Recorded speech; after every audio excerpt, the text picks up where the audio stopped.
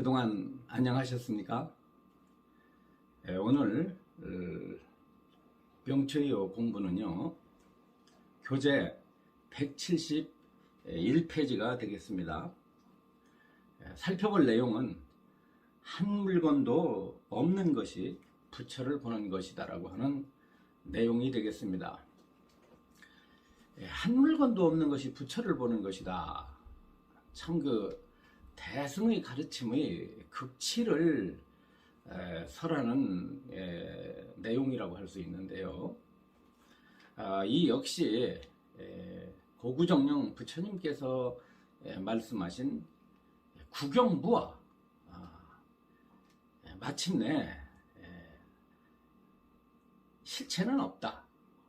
그 무엇도 있다고 할 만한 것이 없다라고 하는 그 가르침과 괴를 같이 한다고 볼 수가 있습니다. 대개 수행을 하게 되면 많은 사람들이 마음 안에서 무언가를 특별한 것을 얻거나 본다고 이렇게 생각을 합니다. 그러니까 이제 우리 범부중생이 알 수 없는 것을 어떤 수행을 하게 되면 그걸 알게 되고 나가서 그 영원 불변한, 변하지 않는, 또 영원한, 또 아주 기특한 그런 것들이 있다고 생각을 하고, 도를 깨달은 사람은 그러한 경지에서 삶을 산다고 생각을 하고 있습니다. 따라서 많은 사람들이 도를 깨달은 사람, 도인들은 우리 범부중생과 같은 전혀 다른 차원의 세상을 살고 있을 거다라고 이렇게 상상들을 합니다만, 그런 것들을 근본적으로 한번 다시 생각하게 하는 그러한 아주 중요한 가르침이라고 할 수가 있습니다. 늘 말씀드리지만 우리의 몸과 마음은 인연으로 생겼습니다. 조건으로 생겼기 때문에 그 안에는 견고하고 영원한 그 무엇도 있을 수가 없죠. 따라서 이 오온을 떠나서, 인연으로 만들어진 허망한 오온을 떠나서 그 안에 그 무엇이 걷어잡을 만한, 안주할 만한, 의지할 만한 그러한 어떤 자리라든가 경지라든가 내용이라고 하는 것이 과연 있느냐 하는 것을 이 부분에서 대단히 어떻게 보면 기존적인 그런 생각들을 비판을 하고 그런 것에 바로 물들지 않도록 주의를 하는 그런 내용이라고 할 수가 있습니다. 한번 본문을 보면서 설명을 하도록 하겠습니다. 물음 한 생각에 성불하여 이미 믿음의 문에 들어갔다면 어떻게 하여야 눈앞에 뚜렷이 나타나서 분명하게 볼 수 있는가 라고 했습니다. 여기서 한 생각에 성불했다고 하는 것은 무슨 뜻이냐면 우리들의 한 생각에 본성을 깨쳤다는 말씀입니다. 한 생각. 우리들의 생각이라고 하는 것은 순간순간 일어나고 순간순간 사라집니다. 영원한 생각은 없죠. 어떤 하나의 주제를 생각한다 할지라도, 예를 들어서 여러분들이 무슨 사랑한 자녀를 갖다가 생각한다 할지라도, 또 어떤 친구를 생각하거나 과거일을 생각하거나 어떤 삶에 대해서 어떤 골똘한 생각을 한다 할지라도 내용은 하나인 것 같지만 그 마음의 작용은 순간적으로 일어나고 순간적으로 소멸합니다. 그러니까 생멸이라고 하는 그 법칙 속에서 우리가 어떤 일관된 내용을 우리가 생각하고 있는 거죠. 그랬을 때 불현이 일어나서 호련이 사라지는 그 찰나적인 마음의 작용, 그런 생각을 여기서 뭐라고 그랬냐면 한 생각이라고 했습니다. 이 한 생각의 본성을 바로 깨쳤다라고 하는 것은 한 생각은 곧 한 생각이 아니라 일념 만념이라고 그랬습니다. 한 생각은 한 생각으로 그치지 않고 그 한 생각은 만 가지 생각과 같다라고 한 것입니다. 따라서 우리가 한 생각의 본분을 깨치게 되면 만 가지 생각의 본분을 깨치게 됩니다. 마치 그것은 뭐와 같으냐면은 바닷물을 갖다가 우리가 조금 한 방울의 바닷물을 우리가 맛을 보게 되면은 전체의 바닷물의 맛을 보는 것과 같습니다. 바닷물이 어떤지 우리가 다 먹을 필요는 없거든요. 한 방울의 물을 딱 찍어서 혀에다 대보면 바다가 전체가 짜다는 것을 알 수가 있듯이 한 생각을 바로 깨치면 전체의 생각을 깨달을 수 있다. 모든 마음의 본성을 깨달을 수 있다는 뜻입니다. 그래서 이 한 생각을 깨달아 가지고 부처를 이뤘다 이거야. 부처라고 하는 것은 무슨 뜻입니까? 깨달은 사람이에요. 그냥 깨달은 자. 석가모니와 같은 위대한 성인이 아니라 그냥 마음을 깨달은 자를 여기서 부처라고 말을 합니다. 그 한 물건도 없는 이 부처를 봤는데 이미 믿음의 문에 들어갔다는 것은 이때의 믿음이라는 것은 그 믿음의 차원을 벗어난 믿음이라고 할 수가 있죠. 그렇지 않습니까? 그냥 믿음이 아니라 믿음의 차원을 벗어났다는 것은 그 믿음이 확인된 것이기 때문에 깨달아 가지고 그 본성을 이미 보았기 때문에 우리가 믿는 모르는 것을 경험하지 않은 것을 아직 파악되지 않은 것을 믿는 것하고는 다릅니다. 따라서 이 선문에서의 믿음이라고 하는 것은 그냥 대상을 이렇게 믿는 것이 아니라 확인된 것이다 라고 여러분들이 정득의 다른 말이라고 여러분들이 이해하는 것이 좋을 듯 싶습니다. 그렇게 해서 믿음의 문에 들어간다면 어떻게 하여야 그 부처가 됐다면 어떻게 부처가 현현하느냐, 부처가 어떻게 눈앞에 나타나느냐는 것입니다. 깨달음이라고 하는 것은 어떻습니까? 볼 수 있는 것입니다. 사실은 볼 수가 있는 것인데 그때 본다는 것은 무슨 뜻이겠어요? 눈으로서 대상을 보는 것이 아니라 마음으로서 어떤 그 깨달았다고 하는 어떤 대립된 것을 보는 것이 아닙니다. 그래서 사실은 본다라고 하는 말은 그냥 방편으로 중생들을 수행시키기 위해서 본다라는 말을 하는 것이죠. 깨달음에 들어가면은 보는 자와 보여지는 깨달음 자체가 이것이 둘로 나누어지질 않기 때문에 우리가 대개 보면 보았다 그러면 뭐가 있어요? 본 놈이 있고 보여지는 대상이 있잖아요. 그렇잖아요. 따라서 우리가 부처가 됐다고 한다면 부처를 보았다 이거죠. 자, 우리가 부처를 보았다라고 하는 말입니다. 그러면 부처라고 하는 것을 보았다 그러면 부처라는 것이 대상으로 나타난 거예요. 이미 이 마음이 곧 부처임을 알았는데 어떻게 부처라고 하는 것을 어떻게 보았다라고 할 수가 있겠습니까? 그러나 이런 사실 깨달음에 들어가면 모든 언설이 그친다고 그랬죠. 모든 언어가 불필요하게 돼요. 그러나 이 이치를 밝히기 위해서 정법을 중생들에게 이렇게 실현하기 위해서는 어떻게 해야 됩니까? 세속의 언어를 사용하게 해야 됩니다. 세속의 언어를 사용해야 되니까 어떻습니까? 부처를 보아야 된다는 이 부처에 대해서 보아야 된다는 이런 언어를 사용할 수밖에 없는 것이니까 여러분들께서 이런 말에 설법을 듣는다 할지라도 유념해서 들을 필요가 있습니다. 반드시 유념을 해서 이 말에 떨어지지 않고 말이죠. 언어에 떨어지지 않고 그 근본 취지, 근본 뜻을 파악하는 것이 대단히 중요하다고 하겠습니다. 눈앞에 무엇이 뚜렷이 나타나서 분명하게 볼 수 있는가 하셨습니다. 어떻게 볼 수 있느냐? 부처자를 어떻게 보느냐 이게.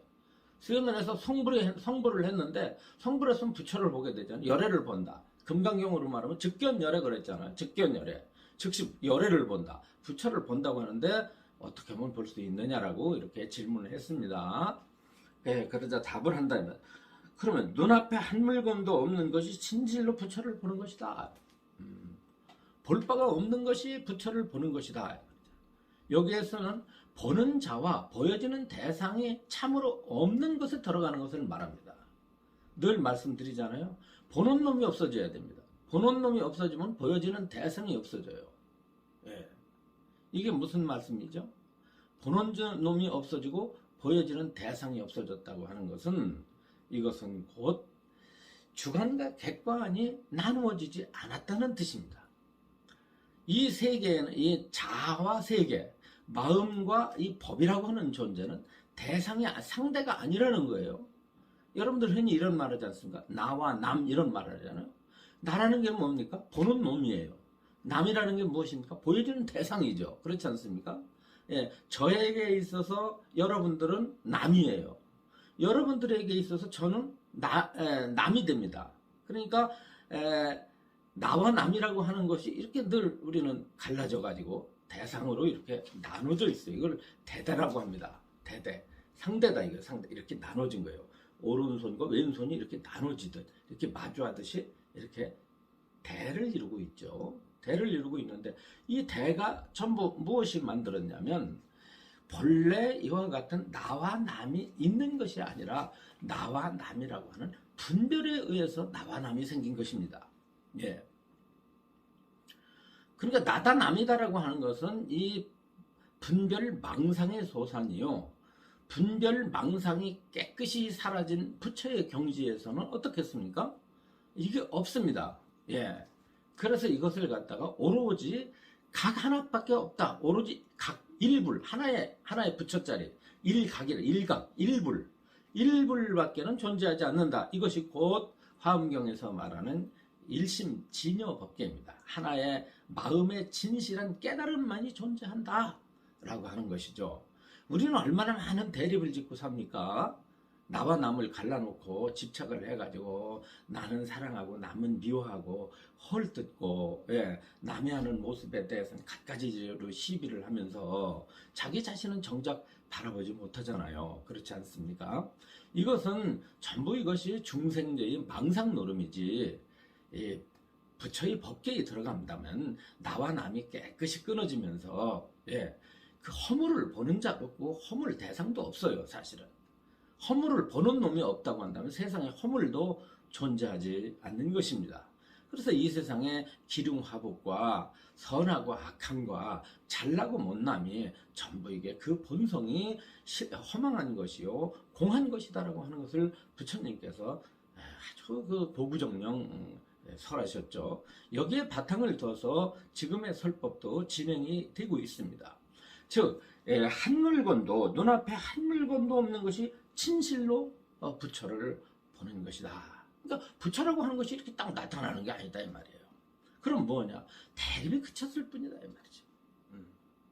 나와 남이라고 하는 주관과 객관이라고 하는 일심과 법이라고 하는 이렇게 갈라져 있는 대립의 세계가 그쳤을 뿐이지 특별하게 그 무엇이 눈앞에 부처라고 할 만한 그것이 나타난 게 아니다. 뭐 소소영령한 놈이 나타났다는 동, 청정한 놈이 나타났다는 동, 광대한 놈이 나타났다는 동, 뭐 이런 말을 하지 않습니까? 예? 수행을 하는 사람들이 특히 말을 하잖아요. 뭐가 뭐 드러났다, 뭐가 나타났다, 무엇을 정득했다 하는데 이것이 다 뭐냐면 벌써 보았다 하면은 본 놈이 있고 보여지는 대상이 있잖아요. 그렇잖아요. 예. 내가 깨달았다 그러면 깨달은 놈이 있고 깨달은 내용이 있을 거 아닙니까? 근데 깨달았다 그랬으면 깨달은 자가 있고 깨달은 내용이 있어요. 뭘 깨달았느냐는 거죠. 무엇을 깨달았냐. 그래서 거기에서 깨달은 내용을 아무리 구구절절해서라고 머리에 머리를 가지고 하늘로 도리질을 하고 한강물을 거꾸로 흐르게 하더라도 거기에 벌써 깨달았다는 지견이 딱 달라붙는 순간에 깨달은 바가 있어서 이게 대대 상대를 다시 만든 꼴이 됩니다. 그러니까 이 상대법이라고 하는 것은 세간에서만 상대가 있는 게 아니야. 응? 세간의 상대는 나와 남으로 갈라지지 않겠어요? 그렇죠? 나와 남으로 갈라지지만 출세간의 상대라고 하는 것은 나와 남으로 갈라지지 않고 무엇으로 갈라집니까? 바로 각과 능각과 소각. 능각과 소각이라고 그래요. 능각은 능이 깨친 자, 소각은 깨달은 바. 이렇게 각한 놈과 깨달은 놈과 깨달아 얻어진 어떤 그 내용, 그렇죠? 그것이 물론 나눠졌다 이 말이에요. 나눠진 것이 이것이 바로 출세간의 도를 닦는 사람들이 이것이 상대법이라고 할 수 있습니다. 대답법이라고 할 수가 있어요. 최상승에서는 바로 본분의 정법에서는 이런 것을 용납하지 않는다. 그러니까 늘 말하지만 공부를 한 사람이 제 공부한 얘기 하면은 이것은 급수가 낮은 거야. 툭하면 제가 이제 불교에서 뭐 잘못된 법을 제가 비판하잖아요. 저는 사실 스님들 개인을 비판한 것이 없어요. 제가 스님들 비판한다고 그러지만 스님에 대해서 인신공격한 적은 한 번도 없습니다. 무엇을 비판합니까? 법을 비판하죠. 잘못된 법을 비판하는 것이지 사람을 비판한 적이 없어요. 네. 스님의 법을 비판하고 수행자의 법을 비판했지 스님 개인이나 아니면 수행자의 어떤 말하자면 인신공격을 한 적이 없습니다. 왜 그런 것을 제가 왜 어째서 비판을 할까요? 바로 그 자신들의 얘기를 하고 있기 때문에 그렇습니다. 많은 사람들한테 저한테 그런 얘기를 해요. 이재열 법사는 경전만 설하지 수행한 바가 없습니다. 왜냐하면 수행한 자기 얘기를 전혀 하지 않는다는 거예요. 그런 얘기를 합니다. 아니, 제가 무슨 수행한 바가 없어요. 전혀 수행한 바는 없지만은 수행한 얘기를 하는 것 자체가 불법에 어긋나요. 수행을 해서 얻어진 얘기 자체가 부처님의 바른 법에서 어긋납니다. 그리고 그러한 경지 자체를 두는 것 자체가 이미 그것은 새로운 상을 짓는 것이고 새로운 그 자아를 아상을 일으키는 것이기 때문에 그런 것이 있다 할지라도 버려야 될 바인데 그것을 남들한테 이야기할 일이 있겠습니까? 그런데 이 법을 제대로 모르고 정법을 모르기 때문에 이 상승법을 모르기 때문에 엉뚱한 소리를 하는 거예요. 근데 불행히도 대부분의 불자들은 말이죠. 그런 걸 좋아해요. 수행 체험 얘기. 그러면 그 사람의 그 수행 체험을 두고서 믿음을 일으키게 되잖아요. 근데 그런 믿음은 기독교의 간증과 다를 게 뭐가 있겠어요. 불교에서는 간증을 못하게 해요. 간증을 안 합니다. 왜냐하면 이 수행에 대해서는 어떤 체험이라는 것은 반드시 그 중생의 업식 속에서 일어나는 거예요. 모든 수행 체험은 업 속에서 일어나는 것입니다. 그렇기 때문에 업에서 뭐 별의별 일이 다 있다 할지라도 그것을 왜 따라갑니까? 따라갈 일이 없잖아요. 업노름인데 다. 그 빛을 봤다는 동, 뭐 우주와 하나가 됐다는 동, 뭐 청정자리가 나타났다는 동, 뭐 소소영령한 놈이 드러났다는 이것이 전부 망견이에요. 망상이고. 예. 지금 이 명초에 나오는 이 가르침이 아주 적중하고 아주 올바른 그 지혜가 뚜렷한 그런 그 안목이죠. 아주. 예. 바로 이 말씀 한마디가 12부경의 처럼 바른 안목이라고 볼 수가 있습니다. 문수살이 순행경에서 다음과 같이 말하였다. 경에서 문수가 500비교의 방을 두루 돌았는데 모든 곳에서 적정한 것을 보았다고 하였으니 이로 인해 경의 이름을 삼았다 그랬습니다. 그러니까 문수살이 순행경은 문수보살이 쭉 공부를 하는 수행자들을 갖다 쭉 어떻게 수행을 하나 하고 이렇게 보러 가는 겁니다. 순행을 하는 겁니다. 예, 돌아다니는 거예요. 순행을 하다가 500명의 비구들이 방 안에서 수행하는 것만 각자의 방에서 이때 500이라는 것은 그냥 진짜 500이 아니라 많다는 뜻이에요. 많은 수행자들이 자기 방에서 혼자 앉아가지고 쭉 수행하는 것을 보았는데 모든 곳에서 적정한 것을 보았다고 그랬습니다. 적정한 것을 보았다. 무슨 뜻입니까? 적정한 것을 보았다는 것은 한 사람도 보지 못했다는 겁니다. 500명의 비구를 두루두루 방을 다니면서 봤는데 한 명의 비구도 본 바가 없다는 거예요. 수행하는 수행자를 본 바가 없다는 것입니다. 그거 참 묘한 가르침입니다. 예? 아니 실컷 보고서 본 바가 없다? 그럼 문수보살은 무슨 시각장애인인가? 그런 뭐가 정상이 아니지. 돌아다니면서 사람이 뻔연히 앉아가지고 좌선하고 있는데 한 명도 아니고 500명을 다 500개의 방을 다 들여다봤는데 적정했다. 한 명의 수행자도 보지 않았다. 어디 실상에 있어서 한 명의 수행자도 못 보기만 했겠습니까? 사실은 문수보살은 돌아다니는 바가 없죠. 본 바가 없어요. 예, 돌아다니는 바도 없고 본 바도 없습니다.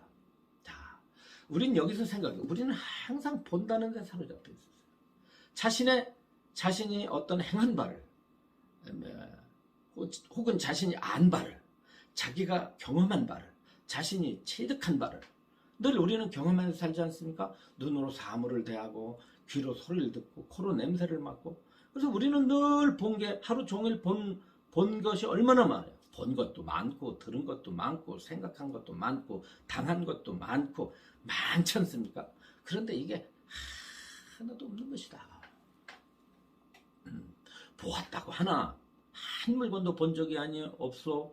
들었다고 하나 한 소리도 들은 바가 없어. 경험했다고 하나 하나도 경험한 바가 없어. 체득했다고 하나 하나도 체득한 바가 없다. 모든 행의 자체가, 모든 업의 자체가 다 끊어졌다라고 하는 것입니다. 예. 그럼 우리가 보았다, 들었다라고 하는 것은 무엇일까요? 예. 우리의 기억입니다. 기억. 우리는 그 기억을 실체화시키죠. 다시 말해서 보고 들은 내용을 우리가 축적하죠. 마음속에다 축적합니다. 그리고 축적한 내용을 실제라고 생각을 해요. 예. 그래서 본 바가 있고 들은 바가 있어요. 그 기억 속에서 끄집어내서 자신의 모든 행동을 진실한 것으로 여기는 것이 우리 범부 중생의 삶입니다. 그런데 문수보살은 보았지만 본 내용에 실체성이 없음을 바로 깨달은 거예요. 여기서 문수사리가 보지 못했다는 것은 아예 시각적으로 500비구를 전혀 보지 않았다는 뜻이 아니라, 뭐 빈방을 보았다든가 이런 뜻이 아니라, 보기는 보았으나 그 본 내용이 사무책에 실체가 없는 공성임을 바로 깨달았다는 내용이 됩니다. 네, 그렇죠. 그렇기 때문에 보았으나 본 바가 없어요. 따라서 문수보살은 500비구를 보지도 않았고 못 보지도 않았습니다. 다만 중생들이 본다는 견해에 사로잡혀 있고, 수행자들이 어떤 것 수행을 해서 얻어진 바를 움켜쥐고 있으니까 그것을 크치게 하기 위해서 무엇을 썼습니까? 부정어를 썼으니 여기에서 보지 않았다, 적정하다라고 하는 그런 언서를 동원하게 된 것입니다. 맨 마지막에 사리불에게 따져 물어 매우 깊은 반야의 이치를 드러냈는데, 사리불에게 다음과 같이 질문을 했다 그랬어요. 사리불은 누구예요? 사리불은 소승의 성자입니다. 사리불은 이런 설법을 들을 수가 없어요. 예? 왜냐하면 사리불은 깨달은 내용이 있잖아요. 그렇지 않습니까? 정득한 바가 있어요. 사리부타 존자에게는 자신이 수행을 해서 정득한 바가 있고 정득한 내용이 있습니다. 그리고 응당히 주관과 객관이 분명히 있다고 보는 거죠. 일단은 보는 주체가 있고 보여지는 대상이 있어서, 안으로는 안입이 설신의가 있고 밖으로는 색성량 미촉법이 있어가지고 안입이 설신의가 색성량 미촉법을 마주대하고 있다고 보는 것이 사리부타의 견해예요. 그 견해는 범부의 견해와 소승성자의 견해가 별반 다를 바가 없습니다. 물론 소승의 성자들도 어떤 경지에 들어가느냐면, 안입이 설신의와 색성량 미촉법은 대립의 관계가 아니다. 이것은 연기적 관계이지 대립의 관계가 아니라는 것은 깨달았습니다. 깨달았지만은 본 것은 본 것이고 들은 것은 들은 것이고, 생각한 것은 생각한 것이고 얻은 것은 얻은 것이죠. 그러니까 문수보살과 이 바로 사리불 존자와는 토론을 할 수밖에 없는 것입니다. 그래서 여기에서 토론할 때 이렇게 문수보살이 사리불에게 질문합니다. 내가 그때 그대를 보았는데 홀로 방 안에 거처하면서 결과부자를 하고 그 몸을 조복받고 있는 듯 하였습니다. 그때는 좌선하고 계셨습니까? 이렇게 물었어요. 이제 문수보살이 적정하다고 했죠. 한 물건도 본 적이 없다고 했지만 여기서는 사리불에겐 본 얘기를 합니다. 그러니까 사리불 존자가 보지 않았다는 것은 아주 그 시각장애처럼 아무것도 안 봤다는 뜻이 아니라, 못 봤다는 뜻이 아니라, 혹은 허공만 보았다는 뜻이 아니라, 우리의 눈으로 사물을 식별한 것처럼 그대로 보긴 보았는데 그 본성이 공함을 보았기 때문에 봤어도 본 바가 없고, 그런 의미에서 여기에서 못 봤다고 하는 것이죠. 그렇지만 사리불 존자에게는 대론을 해야 되기 때문에 사리불 존자가 500비고의 문수보살이 500비고의 방을 돌아다닐 때 누구도 보았겠습니까? 사리불 존자가 좌선하는 모습을 보았겠죠. 그래서 여기서 질문을 한 것입니다. 그때에 당신께서는 좌선하고 계셨습니까? 라고 물었습니다. 그러자 사리불이 대답을 합니다. 좌선하고 있었습니다. 라고 대답하자, 그렇죠. 당연히 좌선하고 있었습니다. 라고 대답하자, 아직 끊지 못한 것을 끊고자 좌선하였습니까? 사리불 존자, 아직 끊지 못한 것을 끊고자 좌선하였습니까? 따져면서 이것으로 인해 등등으로 따져 물었다 이 말이에요. 여러 가지로 따져 물었다. 이것으로 인해 자성이 공적하여 얻을 것이 없다는 이치를 자세히 밝혔다. 라고 하는 내용이 이제 여기는 소개되지 않았지만 거기에서 따져 물었는데 어떻게 여기 나와 있지 않죠. 따져 물었는데 어떻게 나냐면 참으로 좌선하는 자도 없고 좌선하는 바도 없고 끊어야 할 바도 없다는 걸 설명을 하죠. 마침내 끊어야 할 만한 망상, 끊어야 할 만한 어떤 번뇌를 그런 것이 공적해서 본래는 존재하지 않는다라고 하는 것을 이제 설법을 하죠. 그때 500비고가 자리에서 일어나 세존 앞에서 큰 소리로 외쳤다 그랬습니다. 지금 이후로 다시는 문수의 몸을 보지 않을 것이며 다시는 그 이름을 듣지 않겠습니다. 이런 장소는 신속히 떠나야 하며 문수사리가 머물고 있는 어떤 곳에도 가지 않겠습니다. 왜냐하면 문수사리는 번뇌와 해탈을 하나의 모습이라고 말하기 때문입니다. 그랬습니다. 바로 여기 핵심이 있는 것이죠. 참, 다시는 문수를 보지 않겠다. 다시는 문수를 만나지 않겠다. 또 문수가 기거하는 처소에 있지 않겠다고 그랬습니다. 기거하는 것은 머물지 않겠다고 그랬어요. 문수가 누굽니까? 여러분들. 여기서는 의인화돼서 나타나죠? 사람처럼 나타납니다. 그러나 이 문수는 무엇을 상징해요? 대지혜를 상징합니다. 부처의 지혜를 상징해요. 깨달은 지혜, 깨달은 경지죠. 한마디로. 깨달은 경지인데 비구들이 여기서 뭐라고 말하는 겁니까? 이 설법을 두고. 다시는 문수를 보지 않겠습니다라는 것은 특별한 지혜에 머물지 않겠습니다. 특별하다고 할 만한 지혜는 존재하지 않습니다. 라고 하는 겁니다. 깨달음이라는 것은 뭐냐면 특별한 지혜가 아닙니다. 그리고 특별한 지혜라고 하는 것은 실체가 없기 때문에 특별한 지혜라고 할 수가 있습니다. 이름만 특별한 지혜일 뿐이지 특별하다고 할 만한 내용이 없습니다. 라고 하는 겁니다. 이것이 특별한 지혜예요. 자, 다시 말합니다. 특별한 지혜라는 것은 특별하다고 할 만한 내용이 없는 것을 특별한 지혜라 한다.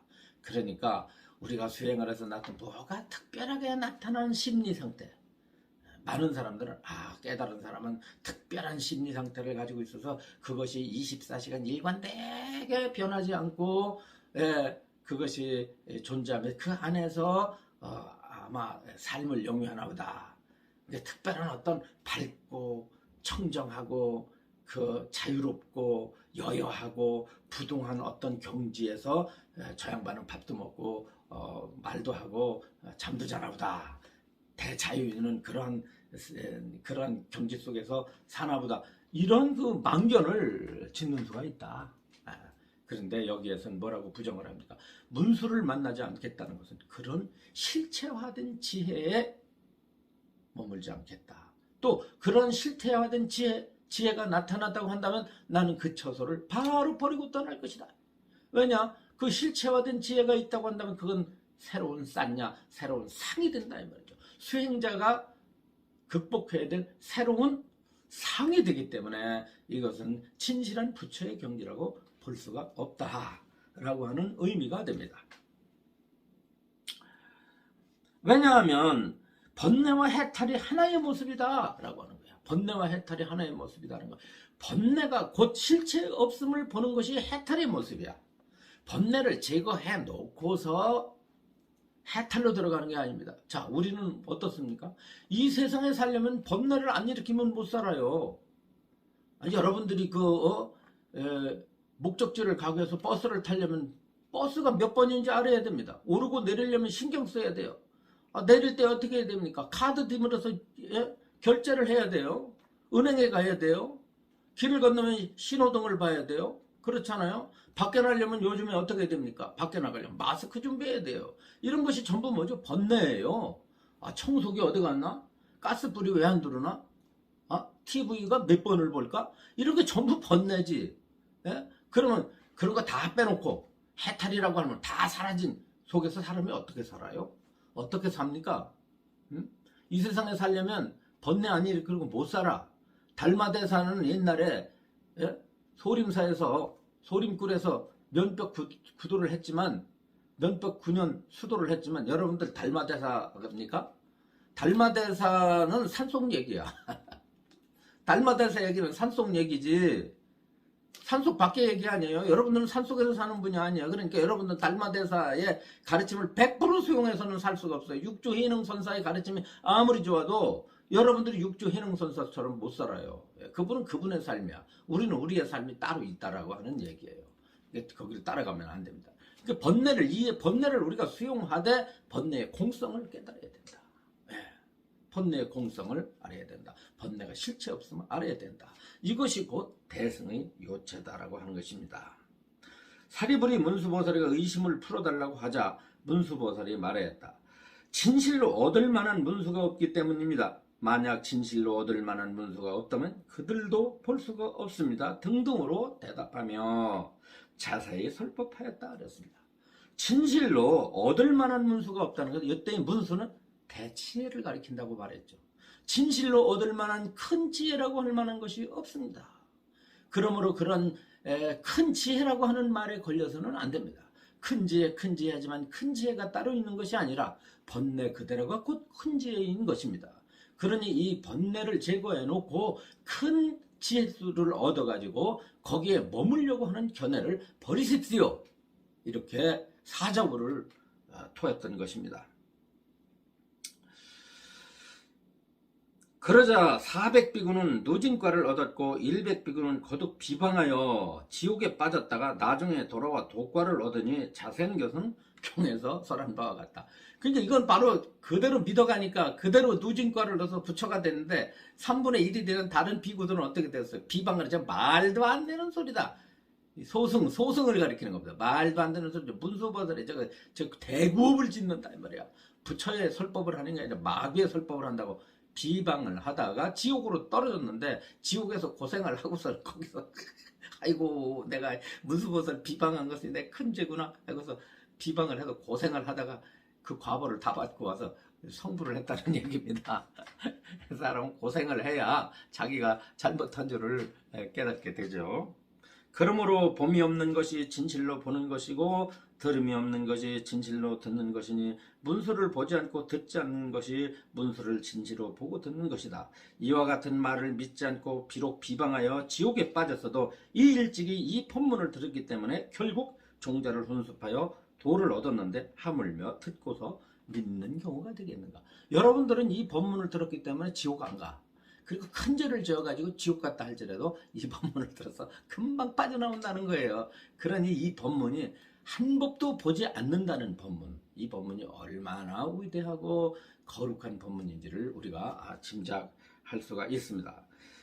그렇다면 도과를 이루는 것이 한 생각 사이를 벗어나지 않을 것이니 그러므로 존경을 보고 들으면 이익을 얻지 못할 경우가 없음을 알 수 있다.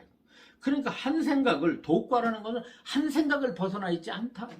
우리가 쓰고 있는 평상심 이대로가 바로 그 안에 도과를 가지고 있다 했습니다. 여러분들 공부하시죠. 수행하고 부처님 가르침을 여러분들이 실천하려고 애를 씁니다. 여러분들에게 당부드리고 싶은 것은 여러분들의 삶을 충실히 사십시오. 도가 따로 없습니다. 여러분들의 깨달음이라고 할 만한 부처의 경지가 따로 없어요. 여러분들이 밥 걱정하고 돈 걱정하고 자식 걱정하고 세상 걱정하는 그 속에 바로 부처님의 지혜가 숨어 있습니다. 그것을 믿고 다만 거기에 본성이 공하다는 사실을 믿고서 사는 것이 여러분들의 불자로서의 큰 공덕을 짓는 행위라 할 것입니다. 특별한 내용이 없고 거룩하다고 할 만한 내용이 없고 걷어잡고 의지하고 챙겨야 될 그런 새로운 세상은 없다는 것을 우리가 거듭 받아들이고 여러분들 하루하루가 복되고 이익된 삶을 살기를 여러분께 발언합니다. 오늘 강의 이것으로 마치겠습니다.